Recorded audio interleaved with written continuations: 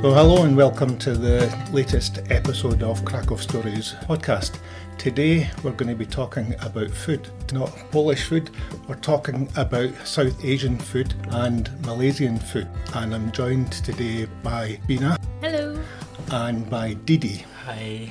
Who are both Malaysian and discovered each other by chance, by accident, a happy accident, here in Kraków. Didi has a restaurant here in Kraków, in Kazimierz. In Kazimierz, the restaurant called Batik at Josefa 5. So it's called Batik at Josefa 5, and Batik, of course, is the Indonesian style of decorating cloth by waxing it and dyeing it and making specific patterns. And there have actually been Batik workshops here in Kraków. The restaurant called Batik is new, but Batik isn't new to Kraków. And Veena, you're doing pop-up cooking. I run this small business, which some people call me a private chef or a personal chef, that I create a pop-up dining event. So it means that I create dinner events where it could be in various locations. It can be in a restaurant, or it can be in a home, or even in a outside of a home. It can be in any kind of space, and we curate special menus. For my situation or in my dining events, I focus a lot on the historical part behind Southeast Asian food. You mentioned Southeast Asian food. You were born in Malaysia, raised in Singapore, with mixed Indian roots. So far it sounds delicious and very exotic. You're a Punjabi with an Indonesian influence, thanks to your mother's origins. You have lived in Indonesia, Singapore, Cambodia, Laos, India, Thailand, Portugal, and now Poland. Yes. So that's a lot of cultural influences and a lot of culinary influences. So I also, by chance, but a very pleasant chance, 5 years ago I stumbled upon the opportunity to seriously take my hobby, which is cooking, just for fun, and make it something professional. And it started all here in Poland, actually. I met a very friendly chef in a small town, and he guided me to be more, to give me training and to guide me on how to work in a commercial kitchen. And from there, I started to actually bring the opportunity to be trained by other chefs. So I got an opportunity to be trained by several chefs in Czech Republic, and then I ventured further to Switzerland. And I had an opportunity to also get a few weeks of training by a chef there. And then I met a French chef. That was a bit daunting, because you always say if you want to go in the culinary world, the French cooking style is a bit like, that's the one that you want to do well by. Sure. So I got an opportunity there. And then Portugal was a really, really amazing opportunity in Portugal, because I realized that from cooking in Portugal and meeting different cooks and chefs, I realized that there's a lot of colonial history that I could talk about when it comes to cooking Asian food, because I do see a gap where when people eat Asian food, of course, people love it, but many people do not appreciate the story behind it. So when I had the opportunity to do that in Portugal, because Portuguese was a major, kind of a colonial power that were traveling around the world once upon a time and kind of influencing their culture and also food and people.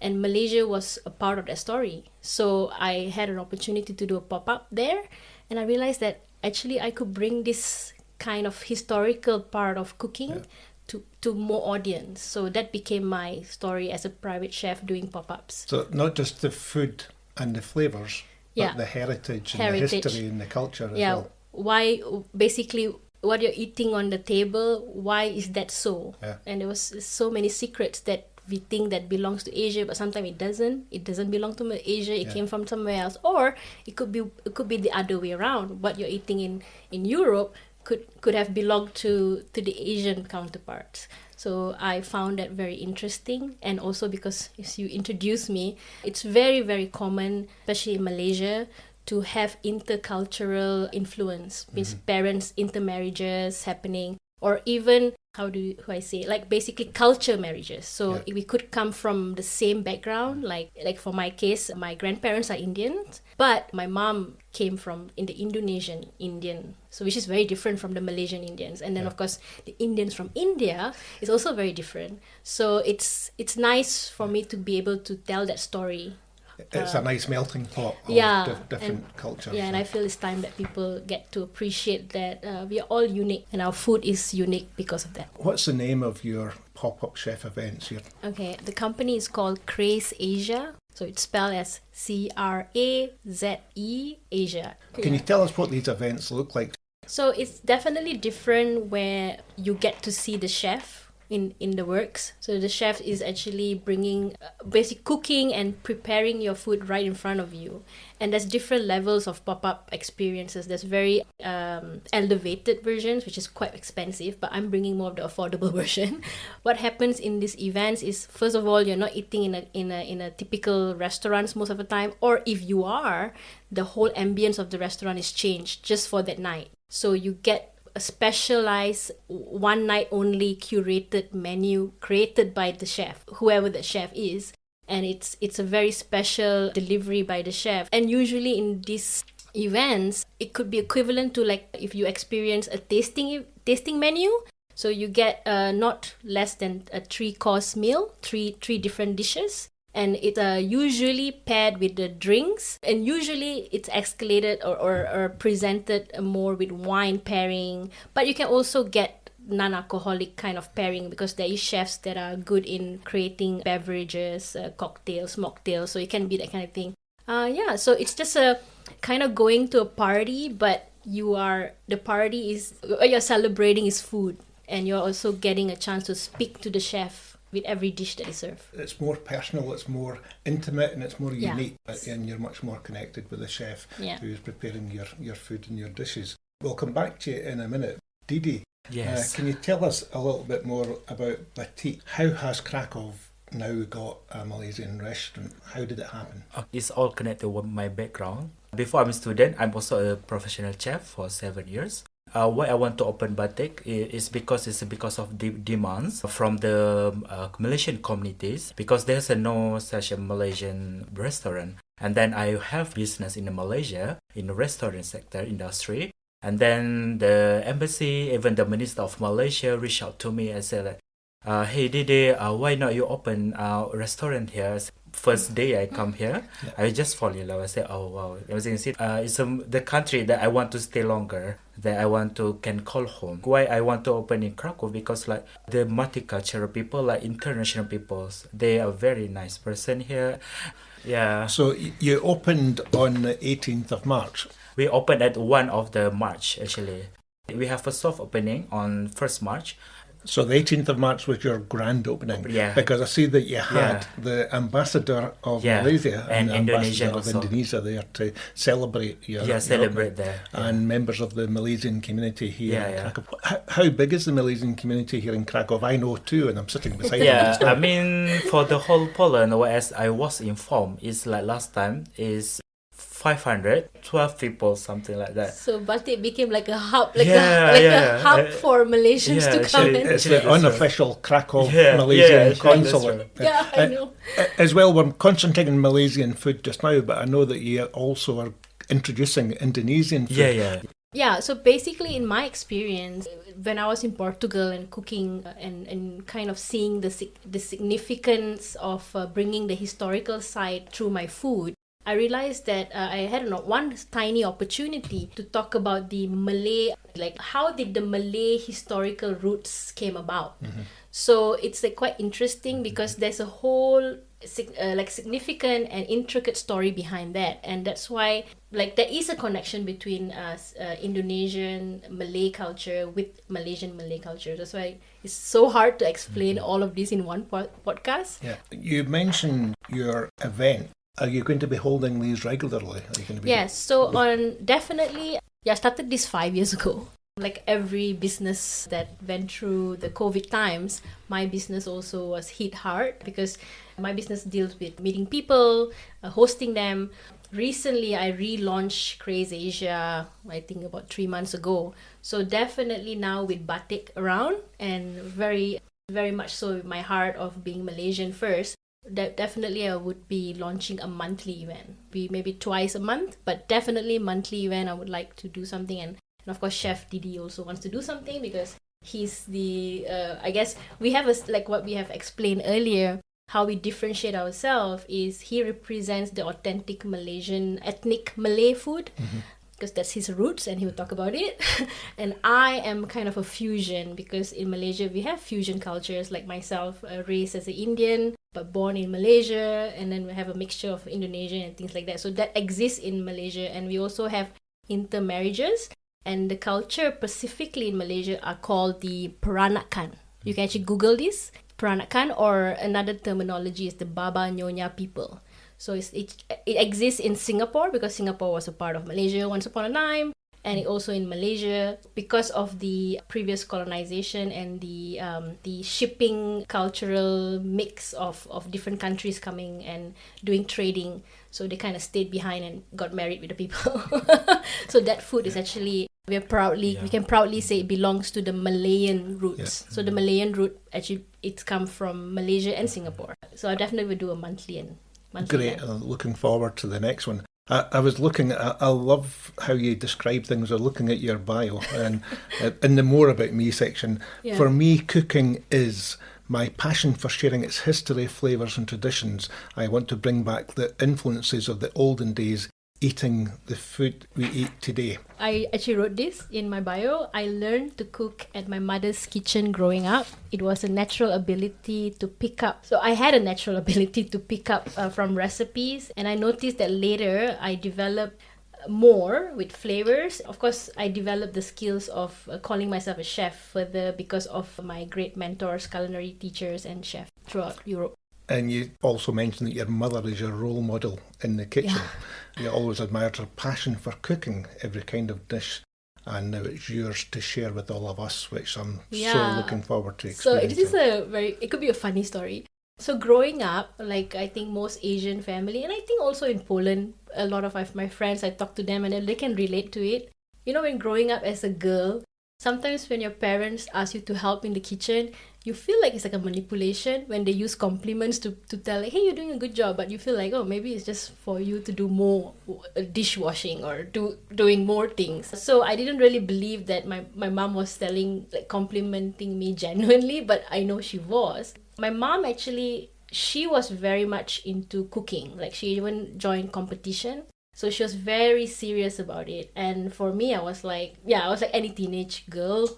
I don't want to be in the kitchen. But as I grew up, or whenever I helped my mom to do dishes, because she did do side business, like small businesses where she makes cookies, traditional cookies. She actually had an opportunity to open small restaurant stalls in Asia. So she's very serious about it. So I helped her, and usually I naturally do things without realizing that I'm good at it. Yeah. But then over the years as I got older, I realized that, wow, actually I can mimic the flavors. Even my sister, when I go back to, because my sister is in Singapore, so when I go back to their place and when I cook, I realized that, wow, I can actually recreate recipes that my mom have did for us like many years ago, and it just comes to me naturally. Yeah.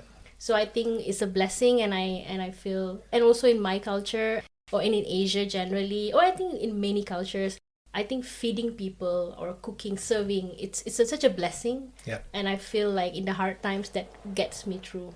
Yeah. It's true as well in Poland. They're always happy to give you food. Yeah. And normally far too much food. We'll come back to some Kraków specific questions, maybe one or two about Polish food as well. Didi, what were your influences? You say that you're a professional chef. Tell me about your impressions about Polish food. I mean, it's amazing. What's your favourite? Is your favourite żurek? I think I can say like żurek and kielbasa. My friends called me Pan Kielbasa when I first came in, because I used to love sausage. Yeah. Not because I look like one, but probably that as well. Yeah. Polish food. Yeah, I mean, I kind of agree with Didi. My experience was similar because I came in and I was, without knowing anything about Poland, I can proudly say I was in a city that is very much Polish. It's Białystok. It's a very good way to... There's still very much of the country traditions there. I couldn't judge Poland, or at least I was still very new because Poland was my first European country when I came to Europe. But after leaving Poland, because I left Poland before COVID, and then I went full circle with my chef thing, and then I came back already 2 years now. I came back. Only now I really would admit that I appreciate Poland, because that time I didn't know. I couldn't compare. I didn't know what to compare it to. But gladly gonna say that Polish people, you have done well with your cuisine. You have flavors. I'm not gonna mention the other countries I've been in. The flavors are really good when it comes to European cooking. Yeah, I quite agree. They know how to season food well. That's good. Yeah. So I would say Jurek, it was the same soup. Because I was struggling a little bit with the portion. Just generally in Europe, being Asian, I don't know, the portion was too big for me. Uh-huh. So the soups really did justice, the Polish soups. And every soup had like their own ingredients. And it's always a hearty soup. It's enough for one. But of course, for Polish people, they're like, no, that's not enough. You need to eat everything else. I would say favorite is Zurich. And I can't mention all the names because I'm still learning the words, even though, yes, I've exposed to Poland for 5 years, but forgive me, I cannot pronounce all of it. But I would say, if you get a chance to go to a Polish milk bar, that's the place you want to go. But I haven't found a good one in Krakow. I'm sorry. Bar Mleczny. Okay, you have to tell me. Those that don't know what a milk bar is, they're from the communist times, and they were used by students and babcias and workers. They serve honest, proper, traditional Polish food. Yeah, because it's fresh. At least from my experience in the smaller towns, you can literally see the older ladies and even men, but mostly ladies. They will freshly cook the dishes. And in Asia, we have a similar concept, but not because of the war. It's just that we have this thing called like a street food, where you quickly get your rice and your meat and your vegetables. It's very common in the Asian small stalls. So I felt really at home, and I could taste so many varieties from the appetizer to the dessert, and I loved that because I had the power to choose and it's also affordable. So it was like a Polish tasting menu for you. Yes, and it also reminds me of home because we have that. I've been to Singapore in the hawkers market. Yes, hawkers, they have that. You pick what you want. So it's it was surprising in a good way, surprising way. Some short, sharp Kraków questions now to get your Kraków story. Okay. Do you have a favourite place in Kraków? Like a food place? Well, okay, let's do both. Let's do your favourite place to go in Kraków, kind of go-to place, and your favourite restaurant. That's a hard one, actually, because I do believe that when it comes to Polish cuisine, I cannot find any restaurant to complain about. If I walk in, honestly, for my preference, I think all the chefs or the restaurants run here for Polish cuisine have done really well. Nothing to complain. So I can't pick a favorite because of that. Yep. But I would be biased because I do miss Malaysia, and I'm very happy that Didi opened a restaurant. So Batik is my favorite Asian. But there's another restaurant that I want to talk about that is... I don't go there as often because it's quite expensive. But please go if you can. They serve one of the best fish, in my opinion. I might be saying it wrong because Didi corrects me always. Thai. Okay, it's spelled as Taj. Tajska. Okay. Tajska, Krakow. They have one branch in Renek and they have another branch in Kazimierz. I can't speak for the Renek because I usually go to Kazimierz. So I feel like the Kazimierz branch, they've done really well, and I've noticed that their chefs are, I think, more Thai people, so they cook really authentically and their fish is really fresh. And I got to know from the waiter that why is it fresh, because literally if the fish is finished, is all sold out, that's it, they don't sell it anymore. So their sea bass, specifically their sea bass, is really good. That's good to know. Yeah, I'll ask you what your second favourite restaurant is in Kraków, because I know what your favourite one is. It's going to be Batik. So what's your second favourite restaurant in Kraków? I mean, I don't say that I have a restaurant, but I like Plate Novel so much in Kazimierz, because That's my favorite spot. That if you say like what your favorite spot in Kraków, I always go to Platnowa because I can do a bar hopping, and then and hungry I get a lot of Polish food there. I can easily get kielbasa, and then zapiekanka is nice there. Anyone who's listening to this that doesn't know Platnowa, it's the social heart of Kazimierz, and in the centre is a rotunda, a round building.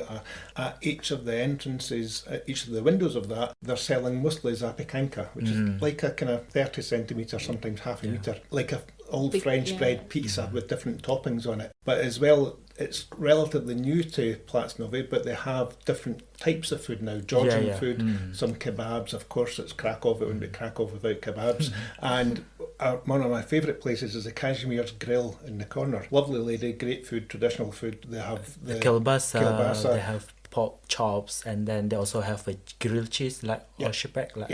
Kashanka, which is a bit like Scottish haggis, which is not as good as Scottish haggis, of course, but it's similar to Scottish haggis. So Platnowa, great for pubs, nightlife, always got a great atmosphere, and a very bustling Sunday second-hand clothes market. It's always nice to see.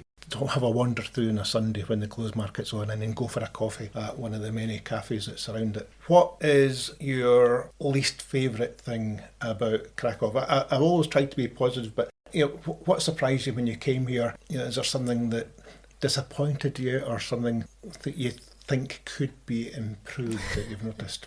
God, it's a hard one. I mean, for me, I just want to be honest, after traveling for a little bit and kind of being able to see the different European countries and also comparing it to Asia, I think every city has its negative and positive. But for me, really, it's so hard to pick. But maybe it's I think the only thing I can tell is I would like Poland to be a little bit more progressive. But then I do appreciate it because I'm Asian and I realize that there's a reason why culture and traditions are there. So it's so hard to pick. But and then there's another thing in Warsaw. I mean, it's my least favorite city, but it's because people there can be very opinionated or a little bit more upfront, and it can be aggressive a little bit, unfortunately, to foreigners, especially guys. But then when I compare to other cities in the world, it's the same thing. All capitals are the hardest place to integrate because people come from all walks of life, and you get the good ones, you get the bad ones. So in general, I'm not saying just because I'm in the podcast of Krakow, but I genuinely, that's why I came back, because I felt like Poland has a good balance between wanting modernization, which is important, but also there is enough of a retained sustainable need of culture and tradition. And I think that kind of keep the peace, in my opinion. Just talking about peace in general now with the situation of the world. There's no doubt Kraków and Warsaw are different cities, and as you probably know, there's this rivalry. Sometimes friendly rivalry. Of course, it's a friendly rivalry between Kraków and Warsaw. Slightly, I'll phrase that question a bit differently. What top tip would you give to a person who's newly arrived in Kraków? How can they find themselves and enjoy their new Kraków life? Okay, the first tip that I want to tell people that don't be shy. I mean, of course I'm the shy person, but please, even the Polish people look very unfriendly at first, because they have sometimes they face that because they didn't know you. Of course, they don't want to talk to you. But please give them a chance and then know Polish people more. It's okay that you didn't know Polish, because they will love it if you try to speak Polish. I even didn't know to speak Polish very well. If I try to speak Polish, they respect me. They try to help me, and then they are so nice. All the Krakow people are nice. Please enjoy the city. It's often said, actually, and I find it true in my own experience, that there's sometimes a distance and a barrier with Polish people. They're a bit protective, but then when you get close, it's a real closeness, and they're very friendly and very open, despite this initial reluctance is perhaps unfair. But you have to break down this. Actually, that reminds me of it reminds me of something because I lived in Białystok, and many people were taken aback because Białystok was supposed to be a city that was unfriendly to foreigners. But I think what Didi made point is I wanna echo that. I do realize from my experience, Polish people are actually quite friendly, but their facial expression is they're more introverted in the beginning. But if you smile first, they welcome you, and I have, and I realized that it's okay to make the first step, and that's all it takes. And that's why I feel like, compared to many countries, it's actually, for me, I feel it's easier to integrate with Polish people because of that. Because if you can take that step, they are very quick to break down that barrier and welcome you in, and they're very good at partying too. Oh yes, definitely. Without a doubt. Yeah. What would be your final message to people about what you both do, about your pop-up chef events, and a final message from you after that about Batik, I suppose, an invitation? So basically, I guess my final message to everyone hearing is, I would like all of you to be curious about Malaysia, and this is an opportunity through food. So I would like people to maybe come over to Batik, and also feel free to contact me through my business line, not only for business reason, but also just to know about Malaysia. Because honestly, I know it's crazy to say this, Poland have a lot of similar, culturally I feel this, we have a lot of similar with our, we are a little bit like quiet and reserved, but we know how to party, we know how to welcome you open arms, we have great food, and there's a lot of common things. And I think I'm excited as a Malaysian, and also now choosing Poland as basically my home. I want to give that back to the Polish people. So yeah, approach it. Yeah. Didi, what's your closing remark? Okay, so of course, please come to Batik. I was invited to come to Batik. And then I will explain a bit about the food, the restaurant, about our culture and everything. And then about Batik itself, because we have like a bunch of Batik motif and theme there. There's a lot. So is it Batik that you have there? Is it art for display for the restaurant? Is it available to buy? Is it clothing? Is it material? Okay, actually Batik is patterns. It's how do you make Batik. Every country have a different kind of Batik. Malaysian have a different Batik style and design. Even in Singapore also. Yeah. I've just found the reference that I mentioned that Batik has existed in Kraków before. The technology of dyeing fabrics was dealt with by the Kraków Workshops Association in the first half of the 20th century. It kind of predates us guys, and a guy called Antony Buszek ran a batik studio in Kraków, employing girls from towns near Kraków, and ran individual artistic activities. Wow. So there has been a history at the turn of the century of Batik. So great to reinvent it. Yeah, so I guess even more reason to come to Batik, because there's like a huge central display of the Batik being hung on the wall. From Batik, best to reserve at the weekend if you're busy. Yeah, but you're also on Volt and Bolt. Yeah, we have in Volt and Bolt. Coming will be gonna be in Glovo also by next week, I hope. Do you do bookings as well for private house parties, private events? Definitely, yes. So as a private chef, I am able to cook at any location, so even privately at your homes, and I've done several of that. Yeah, so you can actually reach out to me if you need to do like a private group event for you in the comfort of your own homes. I don't do catering, but we can discuss about it if you really need it, because now we have the support of Batik. Because I usually do up to maximum 30 people, because my events are usually sit down dining. But yeah, we can always discuss about, there's a different preference. You can just reach out on my Facebook, Instagram.